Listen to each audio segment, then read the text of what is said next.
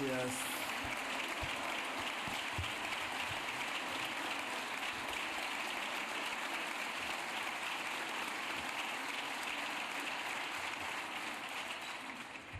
Yo tengo más de 20 años de haber sido parlamentario.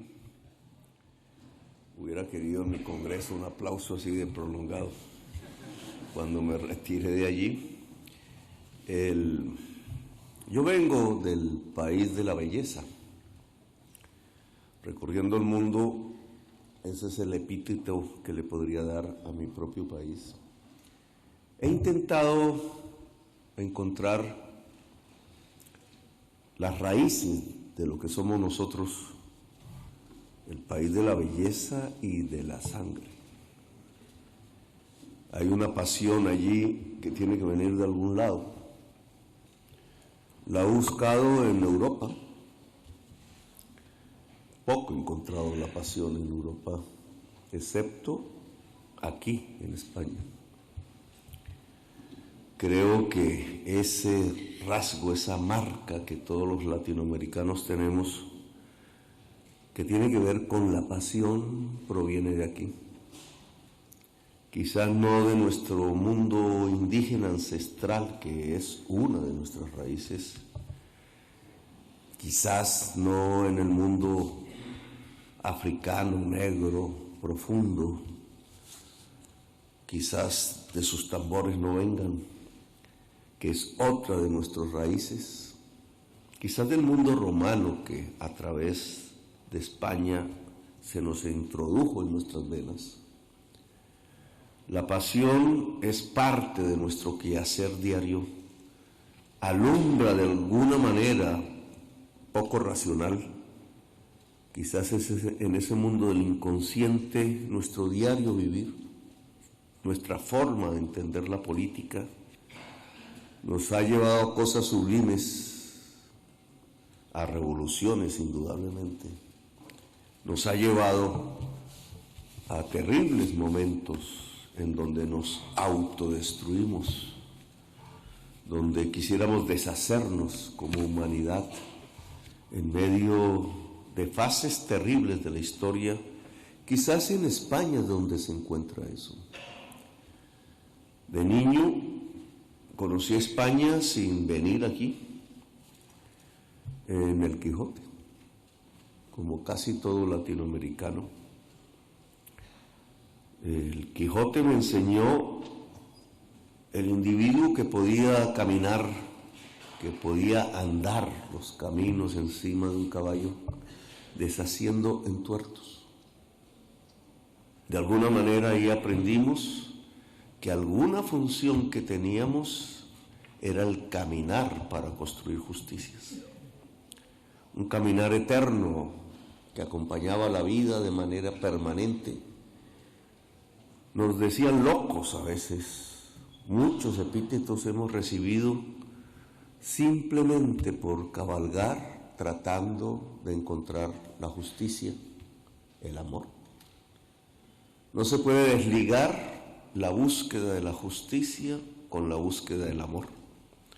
Lo racional del pensamiento político está ligado al sentimiento, no se puede desligar un sentimiento que le inculca la pasión a la justicia. En el Quijote se encuentra, a veces soñaba con un ejército de Quijotes buscando la justicia del mundo. Miles y miles de Quijotes era lo que en la mente de un adolescente se empezaba a construir, marcó mi existencia. Porque de alguna manera me convertí en un Quijote. No cabalgaba. En Colombia es difícil cabalgar. Hay zonas para ello. Los llaneros de Bolívar eran grandes jinetes que buscaban libertad. Nosotros realmente caminábamos arriba, abajo, en las altas montañas, tratando también de encontrar la justicia, de encontrar el amor, de cambiar el mundo. Los Quijotes nos enseñaron esa manera de hacer la política. Está escrita ahí en la historia del mundo. Es un legado latinoamericano en el pasado reciente, en un mundo ya contemporáneo, que se puede entender o no se puede entender, se entiende más si se percibe como la búsqueda eterna del amor y de la libertad que está en cualquier ser humano. Después conocí a España en los libros, a través de las palabras, las letras, los símbolos, la historia. Tampoco había venido aquí, tuve ganas de conocer los rincones que me mostraban los libros, que me hablaban de un español que quería construir un mundo nuevo, que quería detener fascismos, que quería soñar, que nos hacía soñar a nosotros, los latinoamericanos.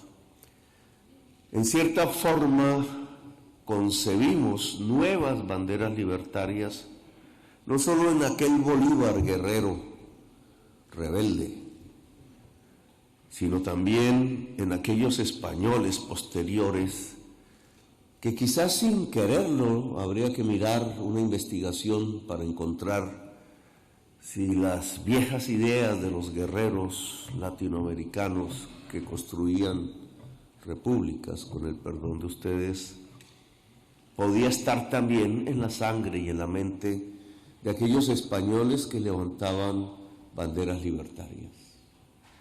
Yo estuve al lado de esos españoles, de esas españolas.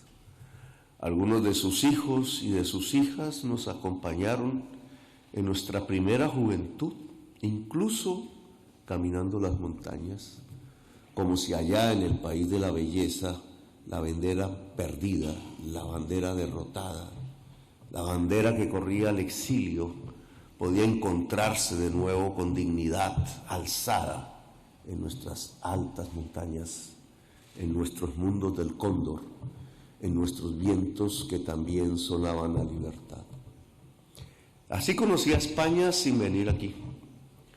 Forjó en parte el comienzo de mi lucha y la de muchos jóvenes latinoamericanos, de aquella generación, de aquella época.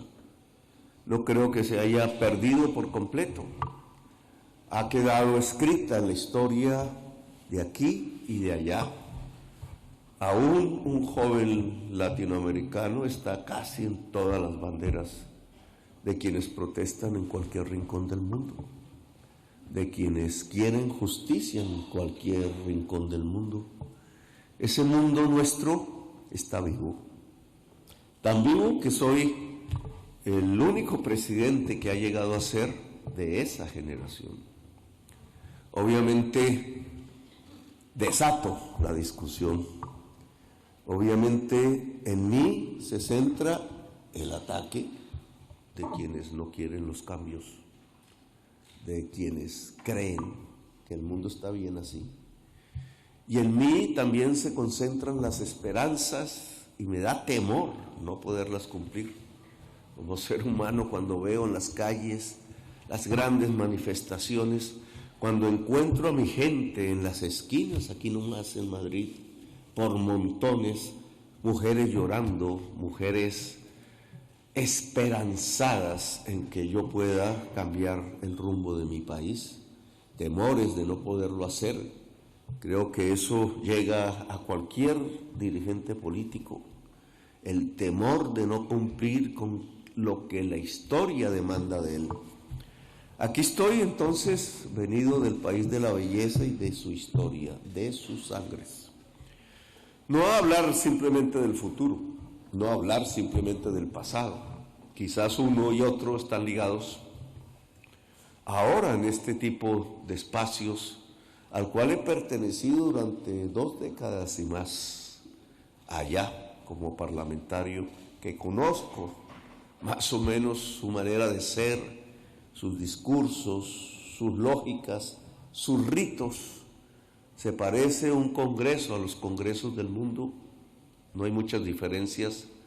Representar una nación en toda su diversidad, saber que no hay un pensamiento único, que el pensamiento corre a través de los conflictos, de las maneras de entender diferentes, que quizás una de las mayores riquezas de la humanidad que se ha tratado de extinguir una y otra vez es la riqueza de la diversidad misma, de la diferencia, que tanto nos aporta una manera de entender diferente, una historia diferente, una especie de filón de la vida que se diferencia unos y otros. Esa es la riqueza de la humanidad. Filones de vida que se van encontrando, que se rechazan a veces y que se encuentran a veces. La vida es un virus.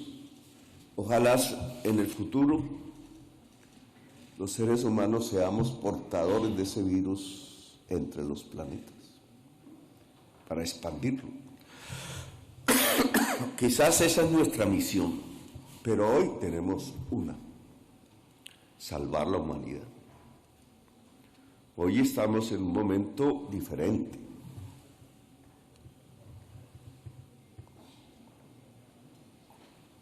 Hoy quizás el sueño nos lleva a una situación concreta.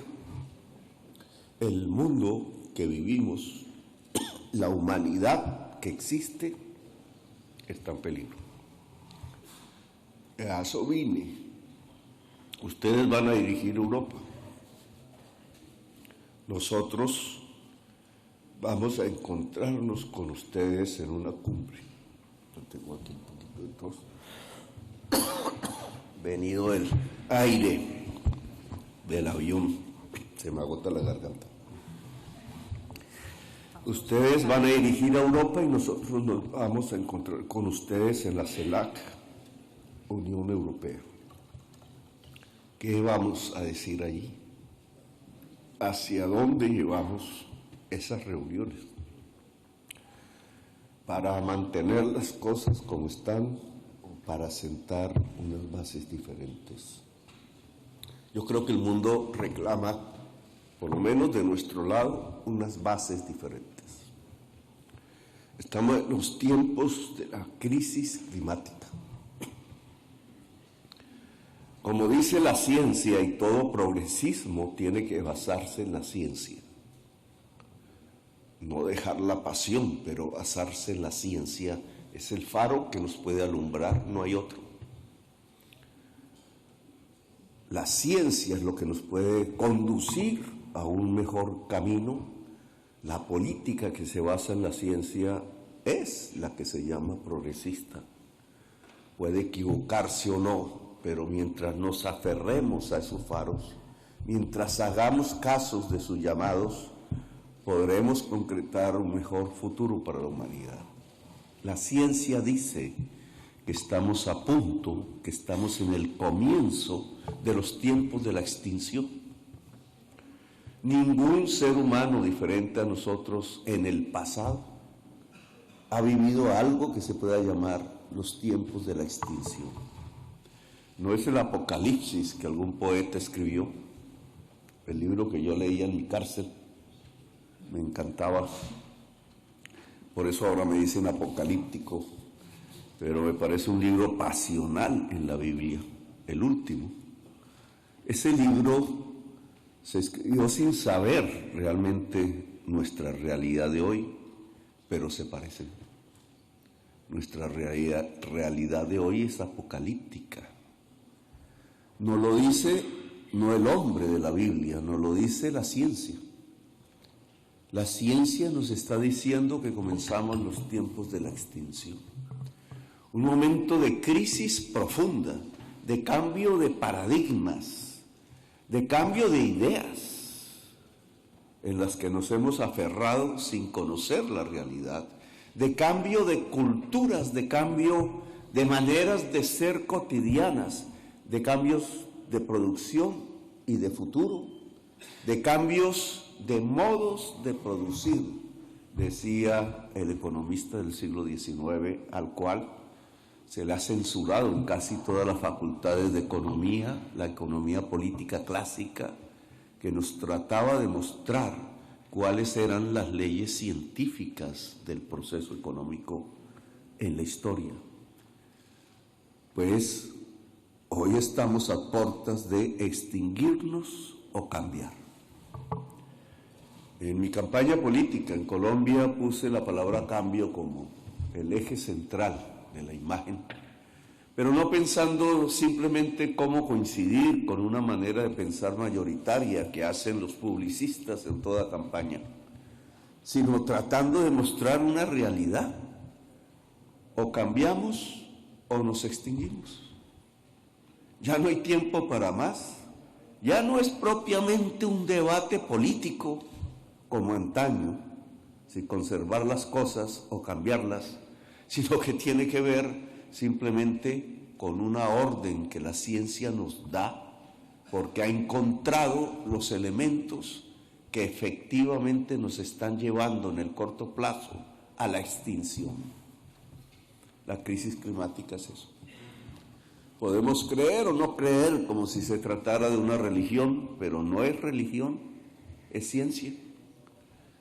Podemos mirar hacia otro lado o hacer como el avestruz, y lo único que lograremos es que esos días estarán más cerca sin que hayamos hecho nada para evitarlo.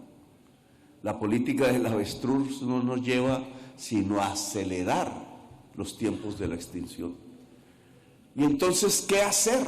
¿Por qué caminos tomar? ¿Cómo construir políticas públicas, no solamente locales, no solamente nacionales, sino universales? ¿Cómo coordinarnos de tal manera para que podamos ser efectivos? ¿Cómo nos coordinamos con la humanidad de África o de Asia o de Norteamérica o de la diversidad europea o de Latinoamérica? Nos toca. El mundo de un encuentro ahora es indispensable. Ya no podemos ser guetos ni mentales, ni culturales, ni étnicos. Es la diversidad humana lo que hay que mover para encontrar los puntos y las políticas públicas que permitan que la humanidad siga existiendo y que la vida siga existiendo en este planeta. Ojalá en algún tiempo la humanidad irradie esa vida como un virus, el virus de la vida en el universo. Pero hoy nos tocó es a nosotros tomar las decisiones para que la vida pueda existir en este planeta. Y eso demanda unas políticas, una actitud en los líderes y las lideresas. Es a nosotros en donde recae la mayor responsabilidad. Tenemos que conducir pueblos hacia unos mundos no conocidos, hacia una realidad que no se palpa, hacia un cambio y una transformación de la humanidad. Ese cambio le pueden poner los nombres que quieran, los apellidos, pero es cambio. No hay otra posibilidad. Y me parece que el encuentro entre ustedes y nosotros, que en estos meses se va a presentar, ustedes por dirigir ahora a Europa, nosotros porque somos la Latinoamérica, ese encuentro allá en esas cumbres tiene que irradiar no solamente este mensaje, sino políticas concretas para encontrarnos. Los científicos y los ingenieros, la tecnología nos muestra los caminos. No, que no son las energías sucias y fósiles, no, que son las energías limpias, que no es abrir el hueco para sacar el petróleo y el gas, que es aprovechar el viento, el sol, el agua, como decían nuestros indígenas. Un nuevo encuentro con el pasado, ellos lo decían. Y si es el viento, el sol y el agua y lo que podamos encontrar a través de ellos, vía la ciencia y la tecnología, ese será un simple cambio tecnológico, tan fácil de hacer como cambiar una máquina por otra, un celular por otro, un televisor por otro, a lo que estamos acostumbrados como sociedades del consumo, o traerá un cambio en las relaciones sociales de producción, que implica un cambio en las relaciones entre los seres humanos. ¿Cómo irá la democracia allí? la democracia herida, la democracia atacada, un proyecto democrático que no puede estar estático en unas instituciones clásicas a través del pensamiento liberal, sino que tiene que fluir, tiene que ser más profunda, tiene que ser más viva, un fluir democrático que al profundizarse hace que cualquier ser humano tenga que ser libre y expresarse en libertad. Esa democracia en movimiento, yo le llamo democracia multicolor, tiene que tener un brillo diferente en esta época para que pueda encabezar la lucha política de la humanidad por un mundo que no nos extinga, que no acabe con la vida. No es un cambio tecnológico solamente, es un cambio profundamente político. El tiempo de los cambios ha llegado. La política mundial o la política local va siempre a atravesar un filtro, cada vez de manera más intensa, más profunda, el filtro de la crisis climática, los éxodos de población, las políticas que miran esos éxodos, sea para trancarlos, creyendo que se puede trancar el agua entre los dedos, sea para entenderlos. Los tiempos de las guerras que estamos viviendo, los tiempos del hambre que de nuevo crecen en la humanidad, los tiempos de la enfermedad que acabamos de sentir.